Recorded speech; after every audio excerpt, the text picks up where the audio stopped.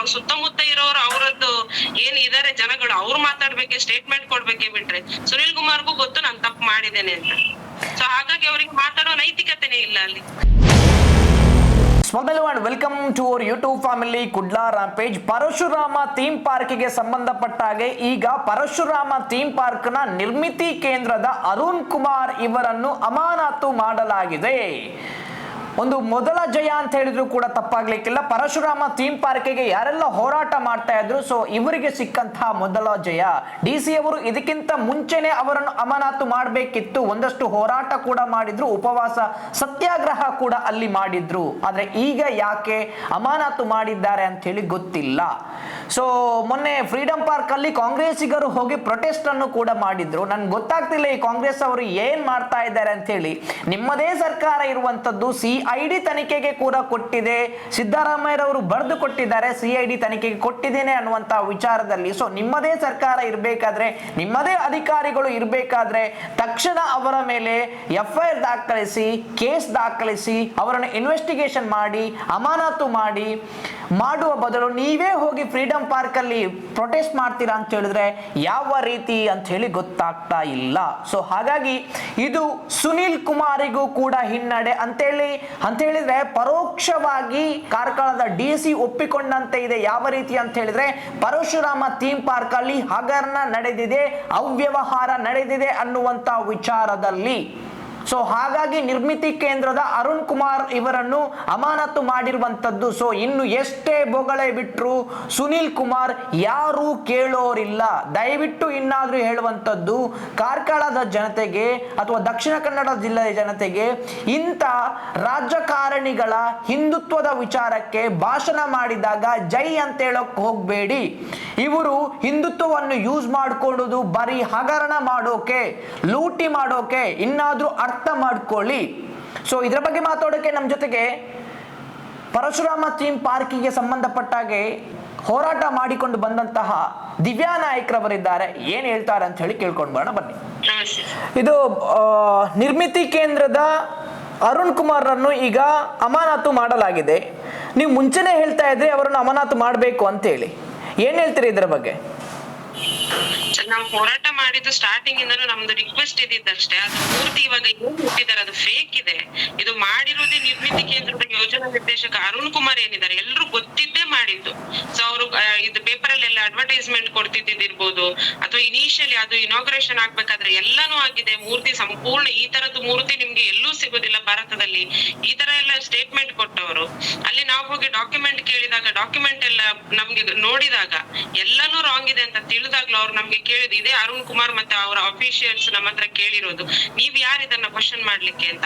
ಆ ಡೇ ಇಂದ ನಾವು ಹೇಳ್ತಾ ಇದ್ದೇವೆ ಅವ್ರನ್ನ ಸಸ್ಪೆಂಡ್ ಮಾಡಿ, ಇನ್ಸ್ಪೆಕ್ಷನ್ ಮಾಡಿ ಇದ್ರ ಬಗ್ಗೆ ಅಂತ. ಮಾಡಿಲ್ಲ. ಇವಾಗ 1 ವರ್ಷ ಆದ್ಮೇಲೆ ಆಲ್ಮೋಸ್ಟ್ ಕಂಪ್ಲೀಟ್ ಆಗಿದೆ 1 ವರ್ಷ. ನಾಳೆ ಒಂದು ದಿನ ಹೋದ್ರೆ ನಾವು ಲೋಕಾಯುಕ್ತಕ್ಕೆ ಕಂಪ್ಲೇಂಟ್ ಕೊಟ್ಟು 1 ವರ್ಷ ಆಗುತ್ತೆ. ಸೊ ಇವಾಗ ಅವ್ರನ್ನ ಸಸ್ಪೆಂಡ್ ಮಾಡಿದ್ದಾರೆ. ಸಸ್ಪೆನ್ಷನ್ ಇವಾಗ ಮಾಡಿರೋದನ್ನು ನಾವು ಸ್ವಾಗತ ಮಾಡ್ತೇವೆ. ಆದ್ರೆ ಇದು ಇವ್ರಲ್ಲಿ ಸಸ್ಪೆನ್ಷನ್ ಗೆ ನಿಲ್ಬಾರ್ದು, ಅವ್ರ ಮೇಲೆ FIR ಆಗ್ಬೇಕು. ಅವ್ರ ಜೊತೆ ಶಾಮೀಲಾದ ಎಲ್ಲಾ ಅಧಿಕಾರಿಗಳ ಮೇಲೂ ಕ್ರಮ ಆಗ್ಬೇಕು. ಜಿಲ್ಲಾಧಿಕಾರಿ ಇರ್ಬೋದು, ಅಮೌಂಟ್ ರಿಲೀಸ್ ಮಾಡಿದವ್ರು ಇರ್ಬೋದು, ಅವ್ರಿಗೆ ಒತ್ತಡ ಹಾಕಿದಂತ ಶಾಸಕರು, ಸಚಿವರು ಇರ್ಬೋದು, ಎಲ್ಲರ ಮೇಲೂ ಕ್ರಮ ಆಗ್ಬೇಕು ಅಂತ ಹೇಳ್ತೇನೆ. ಓಕೆ, ಅಲ್ಲ ನಾನು ಹೇಳೋದು ಏನು ಅಂತ ಹೇಳಿದ್ರೆ, ನೀವು ಮುಂಚೆನೆ ಹೇಳಿದ್ರಿ ಇವರ ಅಮಾನತು ಮಾಡಬೇಕು ಅಂತ ಹೇಳಿ. ಸೊ ಇಷ್ಟು ಲೇಟ್ ಮಾಡಿ ಏನ್ ಮಾಡಿದ್ರು DC ಅವರು, ಏನ್ ಮಾಡ್ತಾ ಇದ್ರು ಅಂತ ಹೇಳಿ ಕೇಳೋದು ನಾವು ಮುಂಚೆ ಕೇಳಿದ್ದುನು ಹೇಳಿದ್ವಿ ಅವ್ರಿಗೆ, ವಿತ್ ಎವಿಡೆನ್ಸಸ್ ಹೇಳಿದ್ವಿ ಅವ್ರು ಏನ್ ಮಾತಾಡಿದ್ದಾರೆ, ಎಲ್ಲೆಲ್ಲೆಲ್ಲ ತಪ್ಪಾಗಿದೆ. ಇವಾಗ ಡಿಸೆಂಬರ್ ಅಲ್ಲಿ ಇದು ಬಿಡ್ ಕರೆದು ಮೂರ್ತಿಗೆ, ನವೆಂಬರ್ ಅಲ್ಲಿ ಪೇಮೆಂಟ್ ಮಾಡಿದ್ದಾರೆ, ಡಿಸೆಂಬರ್ ಅಲ್ಲಿ ಬಿಡ್ ಕರೆದಿದ್ದಾರೆ ಕ್ರಿಸಾಟ್ ವರ್ಲ್ಡ್ ಅವರಿಗೆ. ಸೊ ಇಷ್ಟು ಫೇಕ್ ನಡೆದಿರೋದು, ಇಷ್ಟೊಂದು ಅವ್ರ ಅಧಿಕಾರ ದುರ್ಬಳಕೆ ಮಾಡಿದ್ದು ಹೇಳಿದ್ರು ಯಾರೂ ಕಿವಿಗೆ ಹಾಕೊಳ್ಳಿಲ್ಲ. ಎಲ್ಲಾ ಕಡೆನೂ ಸೈಲೆಂಟ್ ಆಗಿದ್ದಾರೆ. ನಮ್ಗೆ ಅವಾಗ ನಾವು ಎಷ್ಟೋ ಸಲ ಹೇಳಿದ್ವಿ ಇದು ಒಳ ಒಪ್ಪಂದ ಅಂತ ಕಾಣಿಸ್ತಾ ಇದೆ, ಇಲ್ಲಿ ರಾಜಕೀಯವಾಗಿ ಬಳಸ್ಕೊಂತಾ ಇದ್ದಾರೆ. ಸೊ ಸುನಿಲ್ ಕುಮಾರ್ ಇರ್ಬೋದು, ಆ ಕಡೆಯಿಂದ ಲಕ್ಷ್ಮೀ ಹೆಬ್ಬಾಳ್ಕರ್ ಮೇಡಮ್ ಇರ್ಬೋದು, ಅಥವಾ ಸರ್ಕಾರ ಇರ್ಬೋದು, ಎಲ್ಲ ಗೊತ್ತಿದ್ದನು ಸರ್ಕಾರ ಇಷ್ಟು ಟೈಮು ಸೈಲೆಂಟ್ ಇತ್ತು. ಇವಾಗ ಯಾವುದೇ ನಮ್ಗೆ ಒಂದು ರಿಕ್ವೆಸ್ಟ್, ಸರ್ಕಾರಕ್ಕೂ ನಾವು ರಿಕ್ವೆಸ್ಟ್ ಮಾಡೋದು, ದಯವಿಟ್ಟು ಇದನ್ನ ರಾಜಕೀಯವಾಗಿ ಬಳಸ್ಕೊಳ್ಬೇಡಿ ಈ ಕೇಸನ್ನ. ಅದೊಂದು ನಂಬಿಕೆ ನಾವು ಇಟ್ಕೊಂಡಿದ್ದೇವೆ. ಇನ್ ಮುಂದೇನು ನಿಮ್ಮ ಹತ್ರ ರಿಕ್ವೆಸ್ಟ್ ಮಾಡೋದಷ್ಟೇ. ನಿಮ್ಮದೇನೋ ಹಗರಣ ಮುಚ್ಚಾಕ್ಲಿಕ್ಕೆ ಇನ್ನೊಂದು ಹಗರಣ, ಇವ್ರದ್ದು ಹಗರಣ ಅಂತ ಅಂತ ಅವರು ಒಬ್ಬರ ಮೇಲೆ ಒಬ್ರು ಕೆಸರಚಾಟ ಮಾಡ್ಕೊಳ್ಳೋ ಬರದಲ್ಲಿ ಪರಶುರಾಮ ಥೀಮ್ ಪಾರ್ಕ್ ಇದ್ದ ಕೇಸ್ ಯಾವುದೇ ಕಾರಣಕ್ಕೂ ರಾಜಕೀಯವಾಗಬಾರ್ದು. ಇದು ಒಂದು ಸಪರೇಟ್ ಆಗಿ ನಮ್ದು ಧಾರ್ಮಿಕ ಭಾವನೆ ಇದು.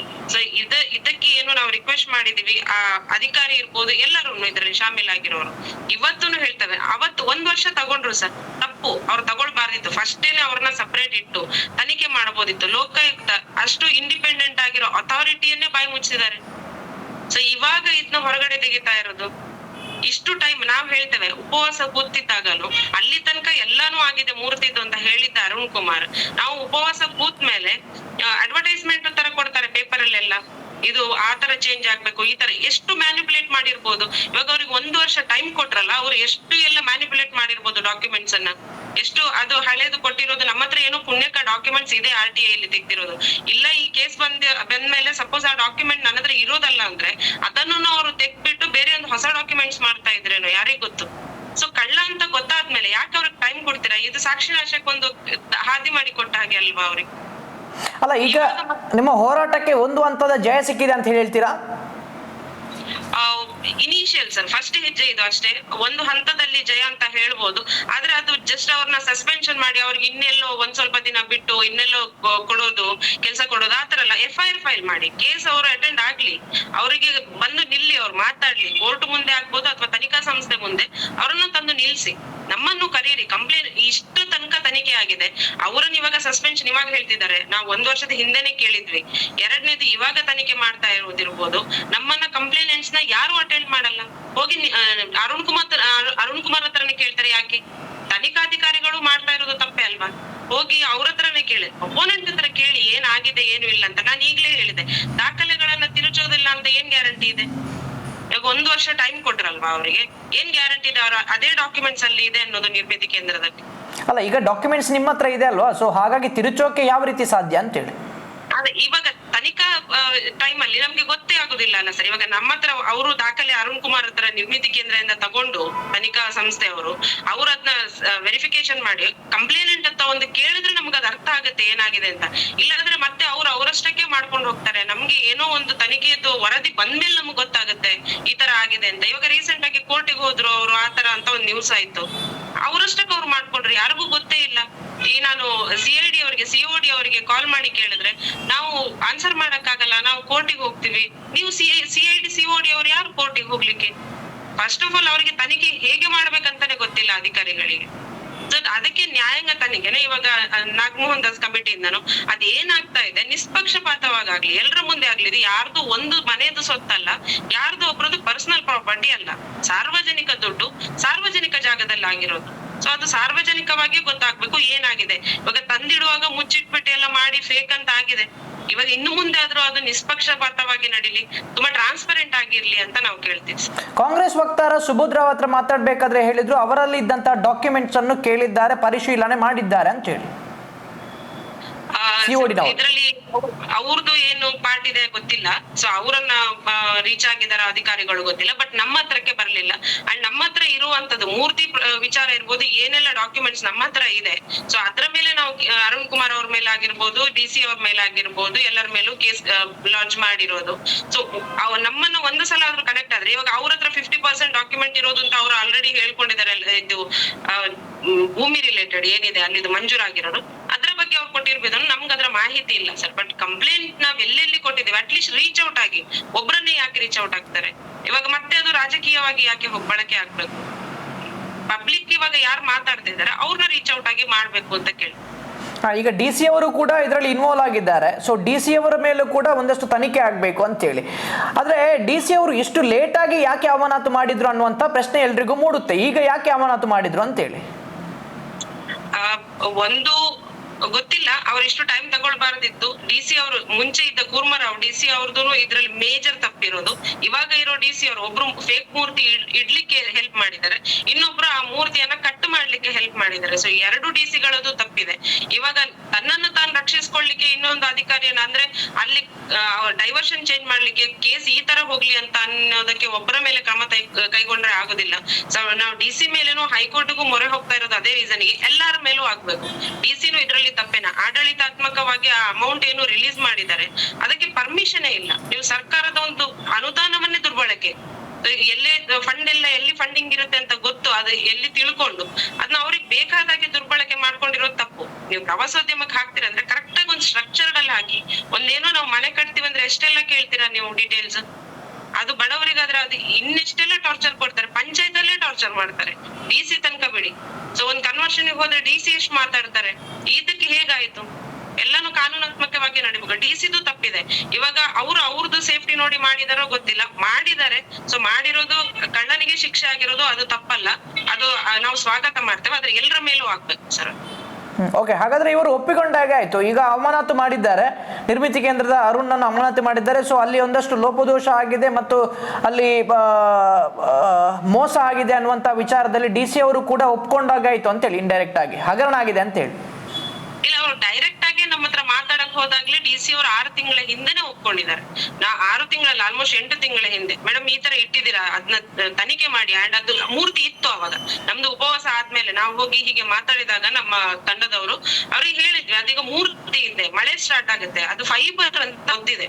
ಸೊ ಅದನ್ನ ದಯವಿಟ್ಟು ತೆಗೀರಿ, ಪರಿಶೀಲನೆ ಮಾಡಿ. ಇಲ್ಲಾಂದ್ರೆ ಕೆಳಗ್ ಬಿದ್ರೆ 10 ಕೋಟಿಯದ್ದು ಒಂದು ಥೀಮ್ ಪಾರ್ಕ್ ಹೋಯ್ತು, ಅದ್ರ ಕೆಳಗ್ ಒಂದು 50 ಮನೆ ಇದೆ, ಅದು ಮನೆ ಮೇಲೆಲ್ಲ ಬಿದ್ರೆ ಯಾರು ಅದಕ್ಕೆ ಇದೆ ರೆಸ್ಪಾನ್ಸಿಬಿಲಿಟಿ ಅಂತ ಹೇಳಿದಾಗ, ಅದು ಆ ಮೂಮೆಂಟ್ ಅಲ್ಲಿ ಶಾಸಕರಿಗೂ ಸಚಿವರಿಗೂ ಹೇಳಿದ್ದಾರೆ, ಆಗಿದೆ ಈಗ ಎಲ್ಲ, ನಾವ್ ಅದು ತೆಗಿತೀವಿ, ವ್ಯವಸ್ಥೆ ಮಾಡ್ತೀವಿ ಅಂತ DC ಒಪ್ಕೊಂಡಿದ್ದಾರೆ.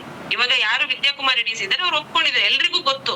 ಆದ್ರೂ ತಮ್ಮನ್ನ ತಾವು ರಕ್ಷಣೆ ಮಾಡ್ಕೊಳ್ಲಿಕ್ಕೋ ಎಲ್ರು ಈ ತರ ಇನ್ನೊಂದು ಸರ್ ರಾಜಕೀಯವಾಗಿ ಬಳಸ್ಕೊಳ್ಲಿಕ್ಕೋ ಅಥವಾ ಜನರು ಇನ್ನೂ ಮೂರ್ಖರು ಅಂತ ಜನರನ್ನ ಇನ್ನೂ ಮೂರ್ಖರನ್ನಾಗಿ ಮಾಡ್ಲಿಕ್ಕೋ ಅದು ಸ್ಟೇಟ್ಮೆಂಟ್ ಗಳನ್ನ ಕೊಡೋದು, ಯಾವ ತರ ಬೇಕೋ ಆ ತರ ಮಾತಾಡೋದು, ಈ ತರ ಆಗಿದೆ. ಬಟ್ DC ಒಪ್ಕೊಂಡಿದ್ದಾರೆ ಸರ್ ಅದು ಫೇಕ್ ಅಂತ.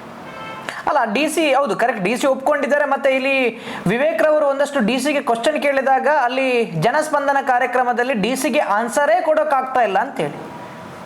DC-ಗೂ ತಪ್ಪಾಗಿದೆಲ್ಲ ಏನಂತ ಆನ್ಸರ್ ಕೊಡ್ತಾರೆ? DC ಇರ್ಬೋದು, ಅಲ್ಲೇ ಇದ್ರು ಶಾಸಕರು, ಅವರು ಹಾಗಾದ್ರೆ ಅಷ್ಟು ಕ್ಲೀನ್ ಅಂತ ಅವ್ರು ಇರೋದಾದ್ರೆ ಅವ್ರು ಹೇಳ್ಬೋದಿತ್ತಲ್ಲ. ಇವಾಗ ಎಲ್ಲೋ ಕೂತು ತನಿಖೆ ಮಾಡಿ ತನಿಖೆ ಎಲ್ಲ ಬಿಡುವ ಸರ್, ಇದೇ ಕಾರ್ಕಳದಲ್ಲಿ ಅವ್ರು ಇದಾರೆ, ನಾವು ಇದ್ದೇವೆ, ಓಪನ್ ಆಗಿ ಬರ್ಲಿ ಅಲ್ಲ ಅವ್ರ ಡಾಕ್ಯುಮೆಂಟ್ಸ್ ಎಲ್ಲ, ತಪ್ಪೇ ಆಗಿಲ್ಲ. ಇಲ್ಲಾಂದ್ರೆ ಅವ್ರು ಎಲ್ಲಿ ಆ ಪರಶುರಾಮ ಥೀಮ್ ಪಾರ್ಕ್ ಹತ್ರನೇ ಒಂದು ಫೋಟೋ ಇದೆ, ಅವರೇ ಇಟ್ಟಿರುವಂತದ್ದು, ಅದು ಪರಶುರಾಮ ದೇವರದ್ದು ಒಂದು ಫೋಟೋ. ಅಲ್ಲಿಗೆ ಬಂದು ಅವರು ಪ್ರಮಾಣ ಮಾಡಿ ಹೇಳಿ, ಸುನಿಲ್ ಕುಮಾರ್ ನಾನು ತಪ್ಪೇ ಮಾಡಿಲ್ಲ ಇದ್ರಲ್ಲಿ ಅಂತ. ಎಲ್ರ ಮುಂದೆ ಸಾರ್ವಜನಿಕರು ಬರ್ತಾರೆ, ಎಲ್ರ ಮುಂದೆ ಬಂದು ಪ್ರಮಾಣ ಮಾಡ್ಲಿ ಅವರು, ನಾನು ಈ ಕೇಸಲ್ಲಿ ತಪ್ಪೇ ಮಾಡ್ಲಿಲ್ಲ, ಏನ್ ತನಿಖೆ ಆಗುತ್ತೆ ಆಗ್ಲಿ, ನನಗೇನ್ ಶಿಕ್ಷೆ ಆಗುತ್ತೆ ಆಗ್ಲಿ ಅಂತ. ಇಲ್ಲ ಒಂದ್ ಸ್ವಲ್ಪ ಹೊರಗಡೆ ನಿಲ್ಲಿ, ರಾಜಕೀಯದಿಂದ ಸ್ವಲ್ಪ ಹೊರಗಡೆ ನಿಂತು ಕೇಸ್ನ ಫೈಟ್ ಮಾಡ್ಲಿ ಇವರು, ನಾನೇನು ಮಾಡ್ಲಿ. ಇಷ್ಟು ಅಲಿಗೇಷನ್ಸ್ ಬರ್ತಿದೆ, ಯಾರೋ ಹೊರಗಡೆಯಿಂದ ಬಂದವ್ರು ಹಾಕ್ತಿರೋದಲ್ಲ, ಅವ್ರದ್ದೇ ಊರವ್ರು ಹಾಕ್ತಾ ಇರೋದು, ಅವರಿಗೆ ವೋಟ್ ಹಾಕಿರೋ ಜನ ಹಾಕ್ತಾ ಇರೋದು. 20 ವರ್ಷದಿಂದ ನಾವು ಅವ್ರನ್ನ ನೋಡ್ತಾ ಇದ್ದೇವೆ. ಅವ್ರು ತಪ್ಪು ಮಾಡಿದನ್ನ ಹೇಳಿದೆಲ್ಲ ಸರಿ ಮಾಡ್ಲಿಕ್ಕೆ ಅವ್ರು ನಿಲ್ಬೋದಿತ್ತು. ಹೇಗೆ ಹೇಳ್ತಾರೆ ತಪ್ಪಾಗಿದೆ ಅಂತ ಅವ್ರಿಗೂ ಗೊತ್ತಿದೆ, ಅವ್ರು ಮಾತಾಡೋಕೆ ಅವ್ರಿಗೆ ಬರಲ್ಲ ಕರೆಕ್ಟ್ ಆಗಿ. ಅವ್ರ ಸುತ್ತಮುತ್ತ ಇರೋರು ಅವರದ್ದು ಏನ್ ಇದಾರೆ ಜನಗಳು, ಅವ್ರು ಮಾತಾಡ್ಬೇಕೆ, ಸ್ಟೇಟ್ಮೆಂಟ್ ಕೊಡ್ಬೇಕೆ ಬಿಟ್ರೆ ಸುನಿಲ್ ಕುಮಾರ್ಗೂ ಗೊತ್ತು ನಾನು ತಪ್ಪು ಮಾಡಿದ್ದೇನೆ ಅಂತ. ಸೊ ಹಾಗಾಗಿ ಅವ್ರಿಗೆ ಮಾತಾಡೋ ನೈತಿಕತೆನೇ ಇಲ್ಲ ಅಲ್ಲಿ. ಅಲ್ಲ, ನೀವು ಪ್ರಮಾಣದ ವಿಚಾರದಲ್ಲಿ ಹೇಳಿದ್ರಿ ಸುನಿಲ್ ಕುಮಾರ್ ಪ್ರಮಾಣಕ್ಕೆ ಬಂದ್ರೆ ಪರಶುರಾಮನ ಮೇಲೂ ಕೂಡ ಪ್ರಮಾಣ 100% ಮಾಡ್ತಾರೆ. ಮೂರ್ತಿಯನ್ನೇ ಫೇಕ್ ಮಾಡಿದ್ದಾರೆ, ಇನ್ನು ಪ್ರಮಾಣವನ್ನು ಮಾಡದೆ ಬಿಡ್ತಾರ ಅವರು? ಅಲ್ಲ, ಅವರು ಫೇಕ್ ಮಾಡಿದಕ್ಕೆ ಅವ್ರು ಏನ್ ಅನುಭವಿಸ್ಬೇಕು ಅದು ಸದ್ಯದಲ್ಲೇ ಅವ್ರು ಅನುಭವಿಸ್ತಾರೆ. ಸೊ ಅವ್ರು ಪ್ರಮಾಣ ಅವ್ರದ್ದು ಪ್ರಮಾಣ ಸರ್, ಇವಾಗ ಎಷ್ಟೇ ಹೇಳ್ಬೋದು ಅವರು ಹಾಗೆ ಮಾಡಿದಾರೆ ಹೀಗೆ ಮಾಡಿದಾರೆ, ಒಂದ್ಸಲ ಬಂದು ನಿಲ್ಲಿ ಆ ಜಾಗದಲ್ಲಿ ನಾನು ಹೇಳ್ತೇನೆ, ಎಷ್ಟೋ ಸಲ ನಮ್ಗೆ ಅನುಭವ ಆಗಿದೆ. ಇವಾಗ ನಾವೇನು ಹೋರಾಟ ಮಾಡ್ತಿದ್ದೇವೆ ಅಂತ ಹೇಳ್ತೇವೆ, ಇದು ನಮ್ಮಿಂದ ಆಗ್ತಿದೆ, ನಾನೇನೋ ಒಬ್ಳು ಮಾಡ್ತಾ ಇದ್ದೆ, ನಮ್ಮ ತಂಡ ಮಾಡ್ತಿದೆ ಅಂತಲ್ಲ, ಯಾವುದೋ ಒಂದು ಶಕ್ತಿ ನಮ್ಗೆ ಇದಕ್ಕೆ ಸಪೋರ್ಟ್ ಖಂಡಿತವಾಗ್ಲೂ ಮಾಡ್ತಿದೆ. ಚಿರಂಜೀವಿ ಅಂತ ಸುಮ್ನೆ ಕರೆಯೋದಿಲ್ಲ ಪರಶುರಾಮನನ್ನ. ಸೊ ಅದು ಇದೇ ಶಕ್ತಿ, ಅವ್ರು ಅದನ್ನ ಅನುಭವಿಸ್ತಾರೆ. ಅವ್ರು ಬಂದು ನೋಡ್ಲಿ. ಒಂದು ನಮ್ದು ಜನಗಳಿಗೂ ನಾನು ಹೇಳೋದು, ಈ ದಕ್ಷಿಣ ಕನ್ನಡ, ಉಡುಪಿ ಅಥವಾ ಕರಾವಳಿ ಜನರಿಗೆ ದಯವಿಟ್ಟು ಯಾವುದೇ ವಿಚಾರ, ಪ್ರತಿಯೊಂದು ವಿಚಾರ ನಾನು ಅಬ್ಸರ್ವ್ ಮಾಡ್ತಾ ಇರೋದು ಸರ್, ಏನೇ ಆಗ್ಲಿ ಅದನ್ನ ರಾಜಕೀಯ ಮಾಡೋದು, ಇಲ್ಲ ಧರ್ಮಕ್ಕೆ ತಗೊಂಡೋಗೋದು. ಇದು ಆ ಧರ್ಮದವರು ಈ ಧರ್ಮದವರು, ಇಲ್ಲ ಆ ಪಕ್ಷ ಈ ಪಕ್ಷ, ದಯವಿಟ್ಟು ಅದನ್ನ ಬಿಡಿ. ಇವತ್ತು ದೇವ್ರನ್ನೇ ಬಿಡ್ಲಿಲ್ಲ ಅಂದ್ರೆ ನಾಳೆ ನಿಮ್ಮನ್ನ ಯಾರನ್ನೂ ಬಿಡುದಿಲ್ಲ. ಯಾವುದೇ ರಾಜಕೀಯ, ಈ ಧರ್ಮ ಅಂತ ಬಂದಾಗ ಅದಕ್ಕೆ ಧರ್ಮ ಗುರುಗಳು ಅಂತ ಇರ್ತಾರೆ, ಅಥವಾ ಅದರದ್ದೇ ಒಂದು ಜನಗಳು ಅಂತ ಇರ್ತಾರೆ. ರಾಜಕೀಯ ಯಾಕೆ ಬಣ್ಣ ಬೆರೆಸ್ಬೇಕು? ರಾಜಕೀಯದವ್ರು ಯಾಕೆ ಬೇಕು? ಅಲ್ಲಿ ಮೂರ್ತಿ ಮಾಡ್ಲಿಕ್ಕೆ ಸುನಿಲ್ ಕುಮಾರೇ ಬೇಕಿತ್ತ, ಅಥವಾ ಬಿಜೆಪಿ ಪಕ್ಷನೇ ಆಗ್ಬೋದು, ಕಾಂಗ್ರೆಸ್ ಪಕ್ಷನೇ ಆಗ್ಬೋದು, ಬೇಕಿತ್ತ? ಜನರಿಗೂ ಮಾಡ್ಬೋದಲ್ವಾ? ನಮ್ದು ಎಷ್ಟೋ ದೇವಸ್ಥಾನಗಳಿದೆ, ಅದನ್ನ ಮಾಡ್ಬೋದು, ಶಾಲೆ ಇದೆ, ಅದನ್ನ ಮಾಡ್ಬೋದು. ರಾಜಕೀಯದವರು ಡೆವಲಪ್ಮೆಂಟ್ ಅಂದ್ರೆ ಅದ್ರ ಮೇಲೆ ಹೋಗ್ಲಿ, ದೇವ್ರನ್ನ ತಂದು ನಿಲ್ಸಿ ಈ ತರ ಬೀದಿ ನಾಟಕ ಎಲ್ಲ ಮಾಡಿ ಯಾಕೆ ಬೇಕು? ಅಲ್ಲ, ಈಗ ಸುನಿಲ್ ಕುಮಾರ್ ಹೇಳ್ತಾರೆ ಏನು ಅಂತ ಹೇಳಿದ್ರೆ, ನಾನು ಅನುದಾನ ಮಾತ್ರ ಕೊಟ್ಟಿರುವಂತದ್ದು, ಇದೆಲ್ಲ ನನ್ನ ಕೆಲಸ ಅಲ್ಲ, ಯಾರು ಅದನ್ನ ಮಾಡಿದ್ದಾರೆ ಅವರ ಕೆಲಸ ಅದು ಅಂತೇಳಿ. ಸುನಿಲ್ ಕುಮಾರ್ಗೆ ಯಾವ ರೀತಿ ಶಿಕ್ಷೆ ಆಗೋಕೆ ಸಾಧ್ಯ ಇದರಲ್ಲಿ? ಸುನಿಲ್ ಕುಮಾರ್ ಈ ಥೀಮ್ ಪಾರ್ಕ್ ನ ಪ್ರಾಜೆಕ್ಟ್ ಇದ್ದು ಆ ಇನಾಗ್ರೇಷನ್ ಇಂದ ಹಿಡಿದು ಪ್ರತಿಯೊಂದು ಪ್ಲಾನಿಂಗ್ ಇದ್ದು ಅಧ್ಯಕ್ಷತೆ ವಹಿಸ್ಕೊಂಡಿರೋದು ಸುನಿಲ್ ಕುಮಾರ್, ಬೇರೆ ಯಾರು ಅಲ್ಲ. ಅದರದ್ದು ಕ್ರೆಡಿಟ್ ತಗೊಂಡಿರೋದು ಸುನಿಲ್ ಕುಮಾರ್. ಎಲ್ಲೆಲ್ಲ ಒಂದು ಆ ಬಲೂನ್ ಒಂದು ಬಿಟ್ಟಿದ್ದಾರೆ ಇನಾಗ್ರೇಷನ್ ಗಿಂತ ಮುಂಚೆ ಆಕಾಶದಲ್ಲಿ, ಆ ಒಂದು ಬಲೂನಿಗೆ 60,000 ಖರ್ಚು ಮಾಡಿದ್ದಾರೆ ಗವರ್ಮೆಂಟ್ ಮನಿ, ಅದು ತಗೊಂಡಿರೋದು ಸುನಿಲ್ ಕುಮಾರ್. ಅವ್ರದೇ ಫೋಟೋ ಎಲ್ಲ ಹಾಕಿಸ್ಕೊಂಡಿರೋದು. ಎಲ್ಲಾ ಕ್ರೆಡಿಟ್ ತಗೊಂಡು ನಂಗೆ ಅನುದಾನ ತಂದ್ಕೊಡೋದು ಮಾತ್ರ ಅಂತ ಹೇಳಿದ್ರೆ ಸರ್, ಒಬ್ಬ ಜವಾಬ್ದಾರಿಯುತ ನಾಯಕನಾಗಿ ಒಂದೇನೋ ಫಂಡಿಂಗ್ ತಂದಿದ್ದೀನಿ ಅಂತ ಹೇಳಿದಾಗ ಅದು ಯಾವ ತರ ಇಲ್ಲಿ ಯುಟಿಲೈಸ್ ಆಗ್ತಿರೋದೆ ಅಂತ ನೋಡ್ಬೇಕಾ ಬೇಡವಾ? ಇಲ್ಲಾಂದ್ರೆ ನಾವ್ ಇನಿಷಿಯಲ್ ಓಕೆ ಅವ್ರಿಗೆ ಗೊತ್ತೇ ಇಲ್ಲ ಪಾಪ ಅಂತ ಅನ್ಕೊಳ್ಳೋ, ಅವ್ರಿಗೆ ಬುದ್ಧಿನೇ ಇಲ್ಲ ಅಂತ ಅನ್ಕೊಳ್ಳೋಣ. ನಾವ್ ಇನಿಷಿಯಲ್ ಆಗಿ ಇಷ್ಟೆಲ್ಲ ಅವ್ರಿಗೆ ಅಲಿಗೇಷನ್ ಮಾಡ್ತಿರುವಾಗ ಈ ತರ ತಪ್ಪಾಗಿದೆ ಅಂತ ಅವರೇ ನಿಂತು ಅದನ್ನ ಹೇಳ್ಬೋದಿತ್ತಲ್ವಾ, ತನಿಖೆ ಮಾಡುವ ಅಂತ. ಒಂದು ಎರಡನೇದು, ಅವರು ಉದ್ಘಾಟನೆ ಮಾಡಿರುವಂತ ಮೂರ್ತಿ ಅಷ್ಟು ಮುತುವರ್ಜಿ ತಗೊಂಡಿದ್ದಿದ್ರೆ ಅವರ ಮೂರ್ತಿ ಉದ್ಘಾಟನೆ ಮಾಡ್ಲಿಕ್ಕೆ, ನಾವ್ ಆ ಮೂರ್ತಿ ಇಲ್ಲ ಅಂತ ನಾವು ಹೋಗಿ ಕಂಪ್ಲೇಂಟ್ ಕೊಡ್ಬೇಕಿತ್ತ ಸ್ಟೇಷನ್ಗೆ. ನಾನು ಉದ್ಘಾಟನೆ ಮಾಡಿರುವಂತ ಮೂರ್ತಿ, ನಾನು ಅದನ್ನ ತಂದಿರುವಂತದ್ದು ಅನುದಾನ, ಅದು ಎಲ್ಲಿ ಹೋಯ್ತು ಮೂರ್ತಿ ಅಂತ ಇವರಿಗೆ ಕಂಪ್ಲೇಂಟ್ ಮಾಡ್ಬೋದಿತ್ತು. ಯಾಕೆ ಸುಮ್ನಿದ್ರು ಎಲ್ಲ ಟೈಮಲ್ಲೂ? ನಾನ್ ತಪ್ಪು ಮಾಡಿರೋದಕ್ಕೆ ಅಲ್ವಾ? ಇವಾಗ ಹಣ ತಂದು ಹಾಕಿದೀನಿ, ಏನಾಗಿದೆಯೋ ಗೊತ್ತಿಲ್ಲ, ಹಾಗಾದ್ರೆ ಎಲ್ರು ಅದನ್ನೇ ಮಾಡ್ಬೋದಲ್ವಾ ಎಲ್ಲ ವಿಚಾರದಲ್ಲೂನು? ಇವಾಗ ಮನೆಗೊಂದು ಏನೋ ತಂದು ಹಾಕ್ತಾರೆ, ಅದು ಏನಾಗಿದೆಯೋ ಗೊತ್ತಿಲ್ಲ ಅಂದ್ರೆ ಬೇಸಿಕ್ ಕಾಮನ್ ಸೆನ್ಸ್ ನಾವ್ ಅದನ್ನ ನೋಡ್ತೀವ ಇಲ್ವಾ ಎಲ್ಲೋಯ್ತು ಅಂತ. ಒಂದು 10 kg ರೈಸ್ ತಂದ್ರು ನೋಡ್ತೀವಿ, ಇಮಿಡಿಯೇಟ್ ನೆಕ್ಸ್ಟ್ ಡೇ ಅಲ್ಲಿ ಇಲ್ಲ ಅಥವಾ ಹಾಳಾಗಿದೆ ಅಂದ್ರೆ ಇದೇನಕ್ಕೆ ಹೀಗಾಯ್ತು ಅಂತ. ಇವ್ರಿಗಂದ್ರೆ 16-17 ಕೋಟಿ ಅಂದ್ರೆ ಜನರ ದುಡ್ಡು, ನಾನ್ ತಂದು ಹಾಕ್ತೀನಿ ಏನಾದ್ರೂ ಆಗ್ಲಿ ಅನ್ನೋದಾ? ಸೊ ಹಾಗಾಗಿ ಸುನಿಲ್ ಕುಮಾರ್ ಕೂಡ 100% ಅನುದಾನ ಮಾತ್ರ ತಂದಿರುವಂತದ್ದಲ್ಲ, ಇನ್ವಾಲ್ವ್ ಕೂಡ ಆಗಿದ್ದಾರೆ ಅಂತ ಹೇಳಿ, ಒಂದಷ್ಟು ಹಗರಣ ಕೂಡ ಮಾಡಿದ್ದಾರೆ ಅಂತ ಹೇಳಿ. ಖಂಡಿತವಾಗ್ಲೂ ಸರ್, ಇದರಲ್ಲಿ ಅವ್ರ ಇನ್ವಾಲ್ವ್ಮೆಂಟ್ 100% ಇದೆ. ಇವಾಗ ನಿರ್ಮಿತಿ ಕೇಂದ್ರದ ಅಧಿಕಾರಿಗೆ ಅರ್ಜೆಂಟ್ ಇತ್ತ, ಅಥವಾ ಬೈಲೂರಿನ ಜನಗಳಿಗೆ ಅಲ್ಲಿ ಪರಶುರಾಮ ಆಗ್ಬೇಕು ಅನ್ನೋದು ಅರ್ಜೆಂಟ್ ಇತ್ತ? ಬೈಲೂರು ಬೆಳಿಬೇಕು, ನಮ್ಮ ಕಾರ್ಕಳದ ಪ್ರವಾಸೋದ್ಯಮ ಬೆಳಿಬೇಕು, ಎಲ್ರಿಗೂ ಇದೆ. ಇವನ್ ಬೈಲೂರಲ್ಲಿ ಒಂದು PU ಕಾಲೇಜ್ ಇದೆ, ಡಿಗ್ರಿ ಕಾಲೇಜ್ ಆಗ್ಬೇಕು, ನಮ್ಮ ಏರಿಯಾ ಬೆಳಿಬೇಕು, ನಮ್ಮ ಊರು ಬೆಳಿಬೇಕು ಅಂತ ಎಷ್ಟು ವರ್ಷದ ಬೇಡಿಕೆ, ಅದೆಲ್ರಿಗೂ ಇದೆ. ಅದು ಇರುವಾಗ ನೀವು ಇವಾಗ ನಾವು ಮೂರ್ತಿ ಮಾಡ್ತೀವಿ, ನಾವು ಪರಶುರಾಮನ ನಿಲ್ಲಿಸ್ತೀವಿ, ನಾನೊಬ್ಬ ಹಿಂದೂ, ಇದು ಸುಮಾರೆಲ್ಲ ಕೊಟ್ಟಿದ್ದಾರೆ ಅವ್ರು ರಾಜಕೀಯ ಟೈಮಲ್ಲಿ ಸ್ಟೇಟ್ಮೆಂಟ್ಸ್, ಅದೆಲ್ಲ ಯಾಕೆ ಬೇಕಿತ್ತು? ಯಾರಿಗೋಸ್ಕರ ಮಾಡಿದ್ದದು ಆ ಇನಾಗ್ರೇಷನ್? ಅಷ್ಟು ಫೇಕ್ ಮೂರ್ತಿ ಇಟ್ಟು ಅರ್ಧಂಬರ್ಧ ಕೆಲಸ ಮಾಡಿ, ಆ ಕಳಪೆ ಕಾಮಗಾರಿ ಮಾಡಿ, ಅದ್ರ ಮೇಲೆ 2.5 ಕೋಟಿನ ಜಸ್ಟ್ ಇನಾಗ್ರೇಷನ್ ಗೆ ಗವರ್ಮೆಂಟ್ ಫಂಡ್ ಇದ್ ಮಾಡಿದಾರಲ್ವಾ? ಯಾಕೆ ಮಾಡ್ಬೇಕಿತ್ತು? ಯಾರಿಗಾದ್ರೂ ಕೊಡ್ಬೋದಿತ್ತು. ಎಷ್ಟೋ ಜನಗಳಿಗೆ ನೀರಿಲ್ಲ, ಮನೆ ಇಲ್ಲ, ಎಲ್ಲ ಇದೆ ಪ್ರಾಬ್ಲಮ್. ಪ್ರವಾಸೋದ್ಯಮ ಬೆಳಿಬೇಕು ಅಂದ್ರೆ ಫಸ್ಟ್ ಬೇಸಿಕ್ ನೆಸೆಸಿಟೀಸ್ ಬೇಕಲ್ವಾ? ಒಳಚರಂಡಿ ವ್ಯವಸ್ಥೆ ಇರ್ಬೋದು, ಅಥವಾ ಮನೆ ಇರ್ಬೋದು, ನೀರ್ ಇರ್ಬೋದು, ವಿದ್ಯುತ್ ಇರ್ಬೋದು. ಇದು ಯಾವ್ದು ಇಲ್ಲ. ನಾನು ಅಲ್ಲೊಂದೇನೋ ಮಾಡ್ತೀನಿ, ಪ್ರವಾಸೋದ್ಯಮ ಬೆಳೆಸ್ತೀನಿ ಅಂದ್ರೆ ಆಗಲ್ಲ. ಅಷ್ಟ್ ಬೇಸಿಕ್ ನೆಸೆಸಿಟೀಸ್ ಮಾಡಿ ಇದ್ರಲ್ಲಿ ಇನ್ವಾಲ್ವ್ ಇರೋದು. ಇವಾಗ ಅರುಣ್ ಕುಮಾರ್ ಇಷ್ಟೆಲ್ಲ ತಪ್ಪು ಮಾಡ್ಬೇಕಂದ್ರು ಅವ್ರಿಗೊಂದು ಪ್ರೆಷರ್ ಇರ್ಬೇಕಿತ್ತಲ್ವಾ? ಸುಮ್ನೆ ಬಂದು ಅರುಣ್ ಕುಮಾರ್ ಇಲ್ಲೊಂದು ಬಂಡೆ ಕಾಣ್ತಿದೆ, ನಾನು ಇಲ್ಲಿ ಪರಶುರಾಮ ನಿಲ್ಲಿಸ್ತೀನಿ ಅಂತ ಮಾಡ್ಲಿಲ್ಲ.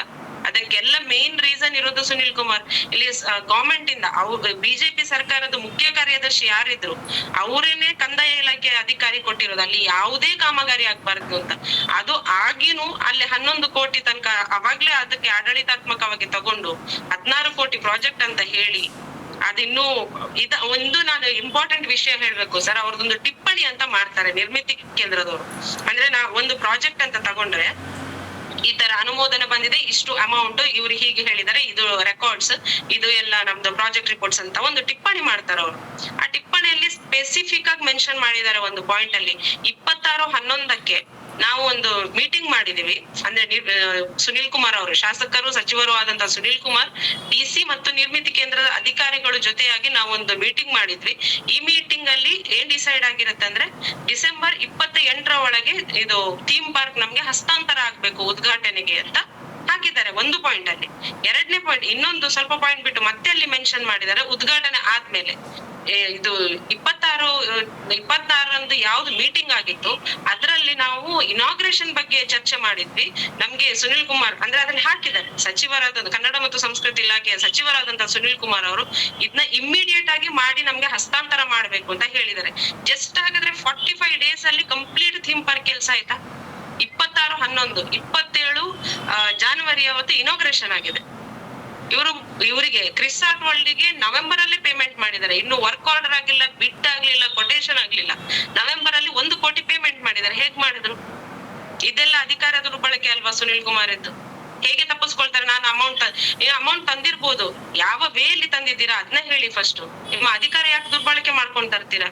ಅದೇ ಬೇರೆ ಯಾರಿಗಾದ್ರು ಇವಾಗ 94C ಎಲ್ಲ ಲಾಸ್ಟ್ ನಮ್ದು ಕಾರ್ಕಳದಲ್ಲಿ ಸ್ವಲ್ಪ ಜನರಿಗೆ ಇಶ್ಯೂ ಮಾಡಿದ್ರು. ಅದು ಇಶ್ಯೂ ಮಾಡಕ್ಕೆ ಪಾಪ ಜನ ಎಷ್ಟು ಕಷ್ಟಪಟ್ಟಿದಾರ, ಇದೆಲ್ಲ ಬೇಕು. ಅವಾಗ ಯಾಕೆ ನಿಮ್ಮ ಈ ಅಧಿಕಾರ ಬಳಕೆ ಆಗ್ಲಿಲ್ಲ? ಈ ವಿಚಾರದಲ್ಲಿ ಮಾತ್ರ ಯಾಕೆ ಆಯ್ತು? ಅದೆಲ್ಲ ಅವ್ರು ಹೇಳ್ಬೇಕಲ್ವಾ? ಎಲ್ಲೋ ಕೂತು ನಾನು ಸ್ಟೇಟ್ಮೆಂಟ್ ಕೊಟ್ಟು ರಾಜಕೀಯವಾಗಿ ಬಳಸ್ಕೊಳ್ಳೋದು ಬೇಡ. ತಪ್ಪಾಗಿದೆ, ಒಪ್ಕೊಳ್ಳಿ. ತಪ್ಪಾಗಿಲ್ಲ ಅಂತ ಮತ್ತೆ ಮೊಂಡುವಾದ ಮಾಡೋದು ಬೇಡ ಅಂತ ಅವ್ರಿಗೆ ಹೇಳ್ತೀನಿ.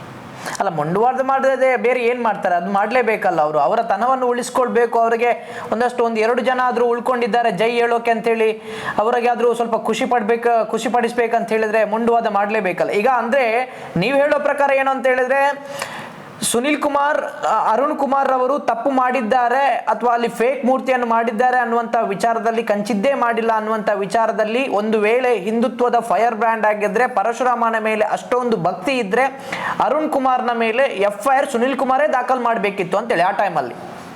ಹೌದು, ಅವ್ರ ಮೇಲೆ ಮಾಡ್ಬೇಕಿತ್ತು. ಮತ್ತೆ ಕೇಳ್ಬೇಕಿತ್ತು ಅಲ್ಲಿ ಮೂರ್ತಿ ಯಾಕೆ ಹೋಗಿದೆ. ನಾನು ಅಷ್ಟು ಕಷ್ಟಪಟ್ಟು ಅಮೌಂಟ್ ತಂದು ಮಾಡಿರುವಂತ ನನ್ನ ದೇವ್ರು, ಸೊ ನೀವ್ ಹೇಗೆ ಕಟ್ ಮಾಡಿ ತೆಗಿತೀರಂತ ಇವ್ರ ಕೇಸ್ ಫೈಲ್ ಮಾಡ್ಬೇಕಿತ್ತು. ನಾವು ಇನ್ನು ಪಬ್ಲಿಕ್ ನಮ್ದು ರೆಸ್ಪಾನ್ಸಿಬಿಲಿಟಿ ಇರ್ಬೋದು, ಆದ್ರೆ ಅವರು ತಂದು ಅಮೌಂಟ್ ಎಲ್ಲ ತಂದು ಅಲ್ಲಿ ಇನಾಗ್ರೇಟ್ ಮಾಡಿರೋರಲ್ವಾ. ಏನೋ ಹೇಳ್ತಾರೆ ಕಾರ್ಕಳದ್ದು ನೇತಾರ ಅದಿದೆಲ್ಲ ಹಾಕೊಳ್ತಾರಲ್ವಾ, ಅದನ್ನ ಮಾಡ್ಬೋದಿತ್ತಲ್ವಾ ಅವ್ರೇನೆ. ಇಷ್ಟು ಮೂರ್ತಿ ಕಟ್ ಮಾಡಿ ತಗೊಂಡು ಹೋಗೋ ತನ್ಕೊಂಡು ಯಾಕೆ ಬಾಯಿ ಮುಚ್ಕೊಂಡಿದ್ರು? ಆಮೇಲೆ ಯಾಕೆ ಹೋಗಿ ಸುತ್ತಿಗೆಯಲ್ಲಿ ಬಡಿಯಲಿಕ್ಕೆ ಬಿಟ್ರು ಅವರು? ಅವಾಗ್ಲೂ ಮಾತಾಡ್ಬೋದಿತ್ತು. ಹಾಗಾದ್ರೆ ಇವರಿಗೆ ಪರಶುರಾಮ ಜಸ್ಟ್ ಅಲ್ಲಿ ಏನಿದೆ ಅದೊಂದು ತರ ಆರ್ಟಿಫಿಷಿಯಲ್ ಇಟ್ಟಿರೋದು ಅಷ್ಟೇ. ಅಲ್ಲ, ಪರಶುರಾಮನ ಮೂರ್ತಿಯನ್ನು ಕಡಿಯುವಾಗ ಇವರು ಹೀಗೆ ನಿಂತ್ಕೊಂಡು ನೋಡ್ತಾ ಇದ್ರಲ್ವಾ? ಅದು ಇಡುವಾಗ ಓಕೆ ಅಂದ್ರೆ ಅವಾಗ್ಲೂ ಅವ್ರು ಪರ್ಟಿಕ್ಯುಲರ್ ಆಗಿ ನೀವು ಆ ವಿಡಿಯೋ ನೋಡಿದ್ರೆ ಅವ್ರು ಅದ್ರಲ್ಲಿ ಮೆನ್ಷನ್ ಮಾಡ್ತಾರೆ, ಬೇಗ ಮಲ್ಪಲೆ ಕಾಂಡೆದುಲೆ ಯಾವಡುತ್ತೆ. ಯಾಕಷ್ಟು ಅರ್ಜೆಂಟ್ ಇತ್ತು? ಒಂದು ಕಂಚಿದು ಮೂರ್ತಿ ಇಡ್ಬೇಕಾದ್ರೆ ಒಂದು ಹಾಫ್ ಪೋರ್ಷನ್ ಒಂದೇ ಸಲ ಇಡ್ಲಿಕ್ಕೆ ಸಾಧ್ಯ ಇದೆಯಾ? ಇವಾಗ ಕಟ್ ಮಾಡಿದ್ರಲ್ಲೂ ನೋಡಿ, ಅದಕ್ಕೆ ಇದು ಗ್ಲಾಸ್ ಫೈಬರ್ ಈ ತರ ಪಟ್ಟಿ ತರ ಕೂರಿಸಿದ್ದಾರೆ. ಕಂಚಿನ ಒಳಗೆ ಯಾರಾದ್ರೂ ಕಬ್ಬಿಣ ಫೋಟೋ ನೋಡಿ ಸರ್ ನೀವು ಕರೆಕ್ಟ್ ಆಗಿ, ಆ ಸ್ಕೆಲೆಟನ್ ಅಂತ ಏನೋ ಹಾಕಿದಾರೆ ಅದ್ರೊಳಗೆ. ಕಂಚಿದ ಮೂರ್ತಿ ಒಳಗೆ ಆತರ ಕಬ್ಬಿಣ ಇವಾಗ್ಲೇ ತುಕ್ಕಿ ಹಿಡ್ದಿದೆ. ಇವಾಗ ಇನಾಗ್ರೇಷನ್ ಆಗಿ 6 ತಿಂಗಳಿಗೆ ಕಟ್ ಮಾಡಿರುವಾಗ್ಲೇ ತುಕ್ಕಿ ಹಿಡ್ದಿದೆ ಅದು ಕಬ್ಬಿಣ. ನೆಕ್ಸ್ಟ್ ಎಷ್ಟ್ ದಿನ ಬಂದಿರ್ಬೋದು? ಎಲ್ಲಾ ಕಡೆ ಇಲ್ಲಿ ಬ್ಯಾಂಗ್ಳೂರಲ್ಲಿ ಕೆಂಪೇಗೌಡ ಮೂರ್ತಿನೇ ಇದೆ. ನಾವ್ ಎಷ್ಟೋ ಜನ ಅದನ್ನ ಎಕ್ಸಾಂಪಲ್ ಆಗಿ ತಗೊಬಹುದು. ಎಲ್ಲೂನು ಕಂಚು ಹಳದಿ ಇರೋದ್ ನೋಡಿದೀರಾ? ನಮ್ಮ ಕಾರ್ಕಳದ ಪರಶುರಾಮನು ಯಾವಾಗ್ಲೂ ಯೆಲ್ಲೋ ಕಲರ್ ಯಾಕಿರುತ್ತೆ ಕಂಚು? ಪೇಂಟ್ ಮಾಡೋದು ಯಾಕೆ? ಕಂಚಿಗೆ ಯಾರು ಪೇಂಟ್ ಮಾಡ್ತಾರೆ? ನಮ್ಮನ್ನ ಇನ್ನೂ ಎಷ್ಟು ಅಂತ ಮೂರ್ಖರನ್ನಾಗಿ ಮಾಡ್ಲಿಕ್ಕೆ ಹೊರಟಿದಾರ ಅವರು. ಅವ್ರನ್ನ ಬೆಂಬಲಿತವಾಗಿ ಕೆಲವರು ಫೇಸ್ಬುಕ್ ಪೋಸ್ಟ್ ಹಾಕ್ತಾರಲ್ಲ, ಅವ್ರನ್ನ ನೋಡಿದ್ರೆ ಬೇಜಾರಾಗತ್ತೆ.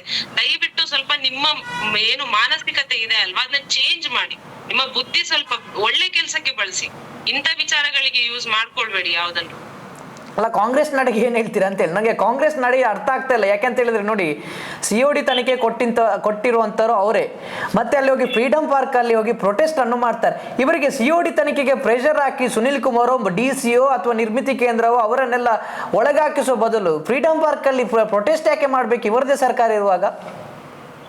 ಅಲ್ಲ, ಕಾಂಗ್ರೆಸ್ ಅವ್ರದ್ದು ಪರಿಸ್ಥಿತಿ ಹೇಗಾಗಿದೆ ಅಂದ್ರೆ ಸರ್, ನಾವು ಇನಿಷಿಯಲ್ ಆಗಿ ಫೈಟ್ ಸ್ಟಾರ್ಟ್ ಮಾಡಿದಾಗ್ಲೂ ಅಲ್ಲಿನ ಸ್ಥಳೀಯ ನಾಯಕರು ಬಂದಿದ್ದಾರೆ. ಅವರಿಗೆ ನಾನು ಅವ್ರ ಮೇಲೆ ರೆಸ್ಪೆಕ್ಟ್ ಇದೆ, ನಾನು ಇಲ್ಲ ಹೇಳಲ್ಲ. ಆಸ್ ಎ ಪರ್ಸನ್ ಬಂದಿದ್ದಾರೆ, ಅವರಿಂದ ಏನಾಗುತ್ತೆ.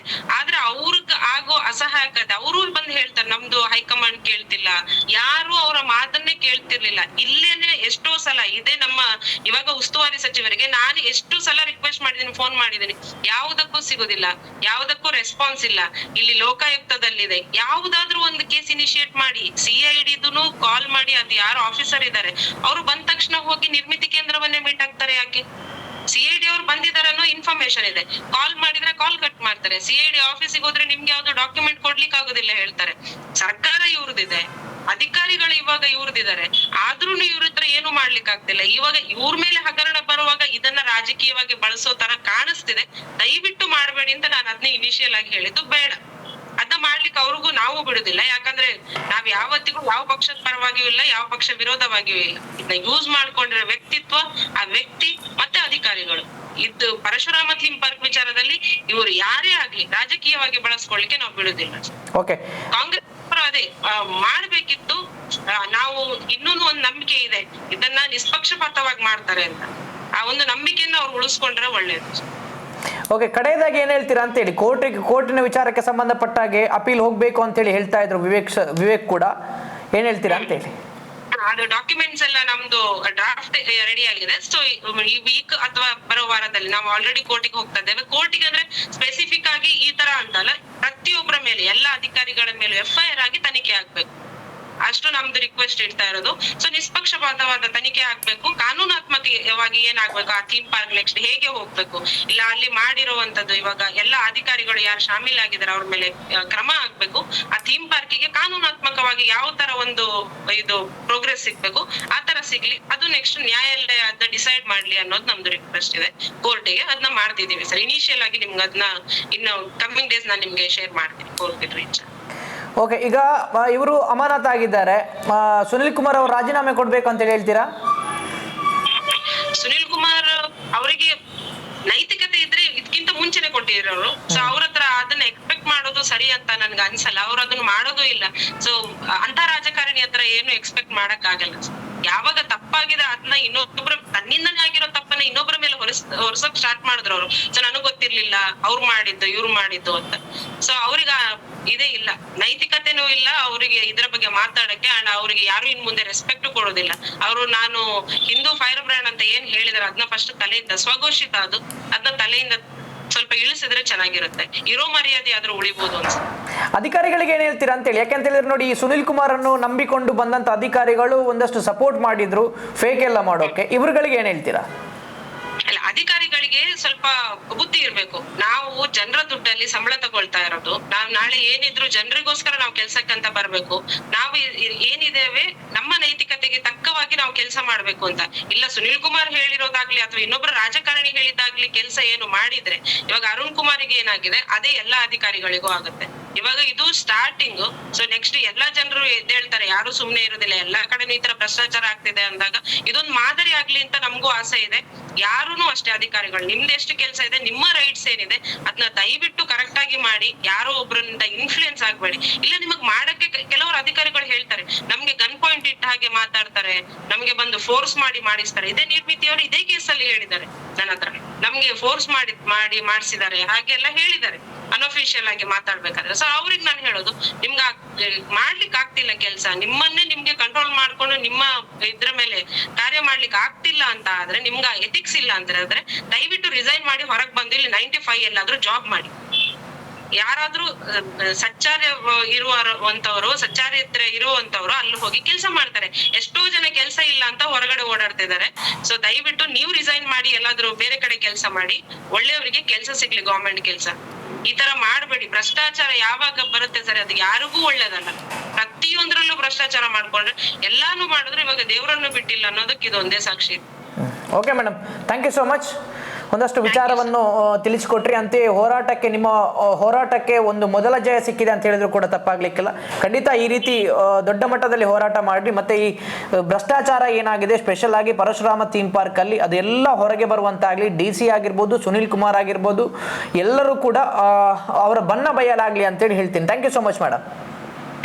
ಸೊ ಇದಿಷ್ಟು ದಿವ್ಯಾ ನಾಯ್ಕರವರು ಹೇಳುವಂತ ಮಾತು. ನಿಮ್ಮದೇ ಅಧಿಕಾರಿಗಳು ಇರುವಾಗ ಕಾಂಗ್ರೆಸ್ನವರು ಯಾಕೆ ಈ ರೀತಿ ನಾಟಕ ಮಾಡ್ತೀರಾ ಅನ್ನುವಂತ ವಿಚಾರದಲ್ಲಿ ಗೊತ್ತಿಲ್ಲ ಅನ್ನುವಂಥದ್ದು. ಲೋಕಲ್ ಯಾರಿದ್ದಾರೆ ಕಾಂಗ್ರೆಸ್ನ ವಕ್ತಾರರು ಆಗಿರ್ಬೋದು ಅಥವಾ ಲೋಕಲ್ ಕಾಂಗ್ರೆಸ್ಸಿಗರು ಯಾರಿದ್ದಾರೆ ಅವರು ಒಂದಷ್ಟು ಹುಮ್ಮಸ್ಸಲ್ಲೇ ಇದ್ದಾರೆ. ಆದ್ರೆ ಮೇಲ್ಮಟ್ಟದಲ್ಲಿ ನಮ್ಮನ್ನು ಕೇಳುವವರು ಇಲ್ಲ, ನಮ್ಮ ಹೈಕಮಾಂಡ್ ನಮ್ಮ ಮಾತನ್ನು ಕೇಳೋದಿಲ್ಲ ಅಂತೇಳಿ ಹೇಳ್ತಾ ಇದ್ರೆ ಗೊತ್ತಿಲ್ಲ ಹೈಕಮಾಂಡಿಗೂ ಸುನಿಲ್ ಕುಮಾರ್ಗೂ ಯಾವ ರೀತಿಯ ನಂಟಿದೆ ಮತ್ತೆ ಇದರ ಒಳಗುಟ್ಟು ಏನು ಅಂತ ಹೇಳಿ ಗೊತ್ತಿಲ್ಲ. ಆದ್ರೆ ಕಾನೂನಿನ ಮೇಲೆ ನಂಬಿಕೆ ಇದೆ. ಸದ್ಯದಲ್ಲೇ ಇವರು ಕೋರ್ಟ್ ಮೊರೆ ಹೋಗ್ಲಿಕ್ಕಿದ್ದಾರೆ ಈ ಹೋರಾಟಗಾರರು. ಸೊ ಹಾಗಾಗಿ ಎಲ್ಲಾನು ಬಯಲಿಕ್ಕೆ ಬರುತ್ತೆ. ಅವ್ರು ಹೇಳೋ ಪ್ರಕಾರ ಏನು ಅಂತ ಹೇಳಿದ್ರೆ ಏನೋ ಗೊತ್ತಿಲ್ಲ, ನಾವು ಕೆಲಸ ಮಾಡ್ಕೊಂಡು ಹೋಗ್ತಾ ಇದ್ದೇವೆ, ಆದ್ರೆ ನಮ್ಮ ಹಿಂದ್ಗಡೆ ಯಾವುದೋ ಒಂದು ಶಕ್ತಿ ಕೆಲಸ ಮಾಡ್ತಾ ಇದೆ, ಅದು ಇದನ್ನೆಲ್ಲ ಮಾಡಿಸುವಂತದ್ದು ಅಂತ ಹೇಳಿ. ಖಂಡಿತ ಇವಾಗ್ಲೂ ಹೇಳ್ತೇನೆ ಏನು ಅಂತ ಹೇಳಿದ್ರೆ, ಇದು ಶಾಪ ತಟ್ಟಿರುವಂತದ್ದು ತುಳುನಾಡ ದೈವಗಳದ್ದು. ಅದನ್ನು ಕಾಲಡಿಗೆ ಹಾಕಿದ್ರಲ್ವೇ, ಬಿಡ್ತಾರ ನಿಮ್ಮನ್ನು ಕಾಲಡಿಗೆ ಹಾಕದೆ. ಸುನಿಲ್ ಕುಮಾರ್ ಕೂಡ ಯಾವ ರೀತಿ ಕಾಲಡಿಗೆ ಹೋಗ್ತಾರೆ ಅಂತೇಳಿ ನೋಡ್ತಾ ಇರಿ.